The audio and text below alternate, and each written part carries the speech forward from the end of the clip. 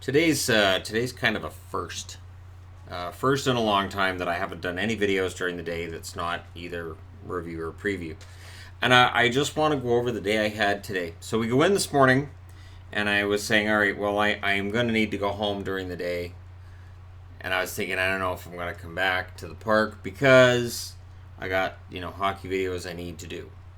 Now, I also knew that I had tomorrow. We're not going to Disneyland. We go back on Thursday. So we have a day in the middle here where we're not going to Disneyland. The kids can hang out at the pool.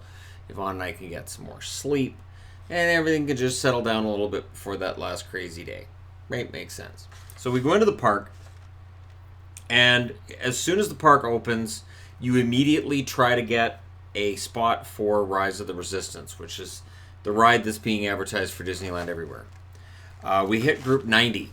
Now, the previous time that we got a group spot, it was 180th group. Yeah, they didn't even get close. When I saw 90, I said, we've got a shot. So when I was going to come home and watch games, and I was going to make videos for you fine people, including Pettersson signing an extension with the Penguins. Not that Pettersson, not the Canucks Pettersson, but the Penguins Pettersson. Instead, I said, I think I need to stick this out because at that point, the Rise of the Resistance was down to group, I think it was 51 to 60, and I went, they're going to get to us. And having been on the Ride of the Resistance ride, worth it. Gotta say, wow. So it is an experience more than a ride, and there's one part where you're on a set. There's no other way to put it. And it's as realistic a looking a set as I can imagine. And you feel like you're actually in space. You feel like you're actually on a Star Destroyer. So, no. And that's why I'm wearing the Rise of the Resistance hat that I picked up. I'm also wearing it because I didn't bring a Blues hat. Got the Blues jersey. Didn't bring a Blues hat. It's a lack of forethought on my part. Maybe I'm not as strong with the Force as I thought I was. Anyhow, we will be doing videos on the Entertainment Guy about Disneyland when we get home, and in between there will likely be a video tomorrow, I would think, on the Entertainment Guy regarding our adventures with Disneyland and what we've done so far. So, that being said, let's talk about tonight's games. So, I'm getting ready to go on this riverboat ride deal, this huge ship, basically. And Ottawa and Buffalo started playing. So I'm like, all right, well, I'm going to turn this on. Oh. All right, so Ottawa's already up 1-0. Pajot scored his 20th on the power play from Shabbat and Kachuk. So I'm like, okay, so the power play doesn't suck tonight. And at that point, there still wasn't a shot for the Buffalo Sabres. Troubling, but over halfway through the period, Buffalo gets power play. Reinhart scores his 18th. And so with a power play goal each, it's 1-1 after 1. And I said to Yvonne, I showed her the score, and I said, this is standard Ottawa. You dominate the start of the game, and then it's tied after 1. So it's frustrating. And yet in the second period, they would score on the power play again. It's Tyler Ennis with his 13th from Batherson and Riley.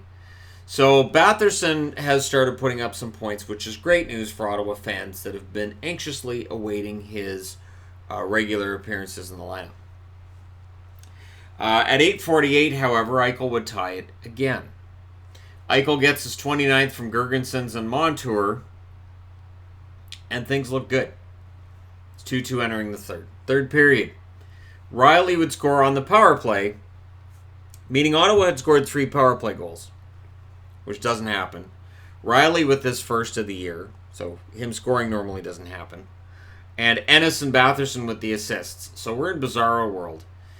Then, critically horrible thing happens at 10 minutes and 28 seconds of the third period. If you're a Buffalo fan, you might want to be sitting down because Linus Ullmark gets hurt.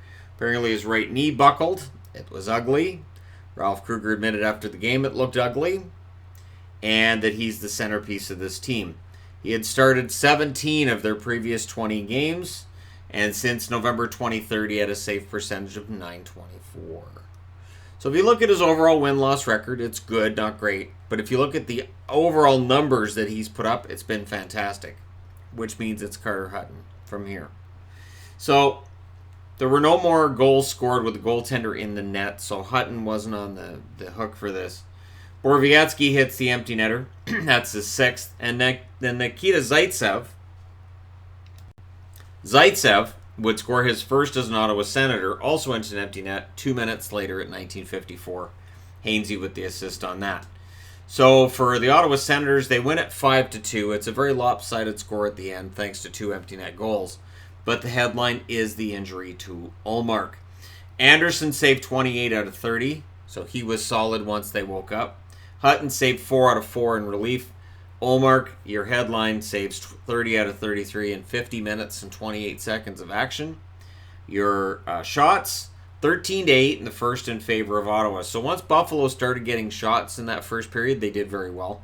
Second period, the shots were 18-7 in favor of Ottawa. This game would have been absolutely out of control in favor of the Senators, if not for the play of Ullmark to that stage. And then in the third, Buffalo outshoots them 15-8 to make the final shots, 39-30 in favor of the Ottawa Senators. Your 3 stars are Brady Tkachuk, Jean-Gabriel Pageau, and Anthony Duclair. And power plays 3 for 4 for Ottawa. That's going to bring their percentage up pretty good. And 1 for 4 for the Buffalo Sabres, who, this is absolutely horrible news for Buffalo. This is absolutely a worst case scenario where you look at the Ottawa Senators coming in after the break and you go, it's a back-to-back for them. This is a win. They hadn't won away from home in a while. This was only their 6th road win. And here we are. The Buffalo Sabres, 10 points out of the playoffs, and they lose a key game. So we'll see what Buffalo does from here, because now they need a goaltender as well. It just doesn't get better for them, does it? Okay, St. Louis. The Blues in Calgary tonight. This was an absolutely insane first period. And where I picked this up after my Rise of the Resistance experience is when we're getting ready for overtime. So I picked this game up late. First period, it's Steen scoring from Thomas at 5:45. Talbot didn't seem to be overly happy with his game tonight either. Tkachuk would score on the power play. That's his 16th from Giordano and Lindholm. And then at 15:43, Monahan scores on the power play. That's his 15th from Gaudreau and Giordano. There were some problems with penalty kills tonight, which is odd. This time of year, normally the penalty kill is getting better. Perron would score to tie it. That's his 22nd from Sanford and Pietrangelo. And then at 19:25 on the power play, Schwartz scores his 17th from Schenn and Pietrangelo. So Pietrangelo, pretty good start to the game, and it's a 3-2 lead for the St. Louis Blues after 1. Crazy first period, and you got to be watching that and going, so how many goals are we going to see scored tonight? Second period, at 4 minutes and 40 seconds, they tie it, those Calgary Flames. It's Monahan on the power play, his 16th from Johnny Gaudreau and Matthew Tkachuk. And then Jankowski with his 2nd. So it took him, 39 games to score his first? Now he's got his 2nd. Jankowski, at the very least, is starting to show a little bit of scoring touch, and that's really all Calgary can ask for at this point. So he gets that goal from Bennett and Backlund at 9:47. That's your leading goal for the Calgary Flames. So they're up 4-3 after 2. So for the St. Louis Blues, who lost in regulation after scoring first for the first time last night, they were flirting with doing that again tonight, and that would be 2 nights in a row. But in the third, it is Zach Sanford with his 6th from O'Reilly and Perron at 51 seconds. When I was watching the stream of the St. Louis game last night against Vancouver, and I was flipping back and forth between that and the California game, and man, St. Louis fans in that stream, not big fans of Zach Sanford, and very much of the mind that when Blake comes back, we can't wait to see Sanford out of the lineup. Well, Sanford gets the game-tying goal, forces overtime, so maybe he's off the snide tonight with their fans, and he also got an assist today, so that's got to be good, right? And you still don't like him? All right. So we go to overtime. Overtime solved nothing. Calgary had really good control, and then Johnny Gaudreau put the play offside to allow St. Louis to get a change, a much-needed change.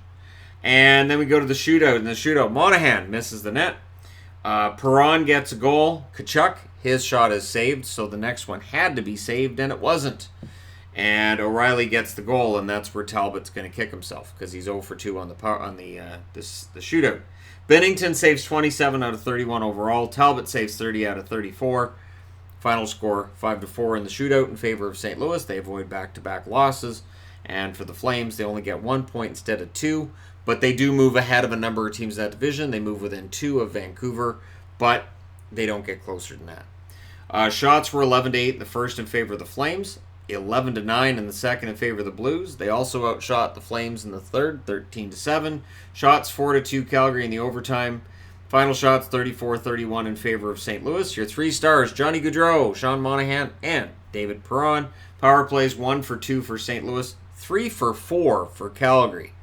So yes, penalty kills were a problem tonight.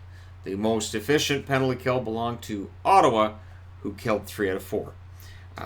So pretty decent night. And tomorrow we got 6 games, including the one I'm going to here in Anaheim, with tickets that are being gifted to us by the Honda Center, of all places. So really strange situation, and I will have reviews of that tomorrow night and of how that game goes. So there you go. Let me know your thoughts in the comment section below about tonight's games. If you're a Sabres fan, how screwed is this that now they've lost Ullmark? And we'll find out tomorrow for just how long, and that'll probably be in a News of the Day video, which will come after the preview. Let me know your thoughts. Hit like and subscribe if you're browsing your way through. You just happened upon this video, and there are tons of pictures going up on Instagram, on the Hockey Guy Facebook page, regarding this trip and everything we've been doing.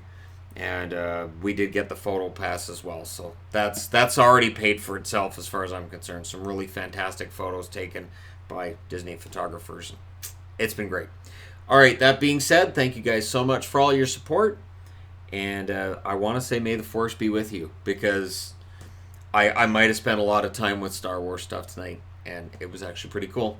Thank you guys so much for all your support. I will talk to you again soon.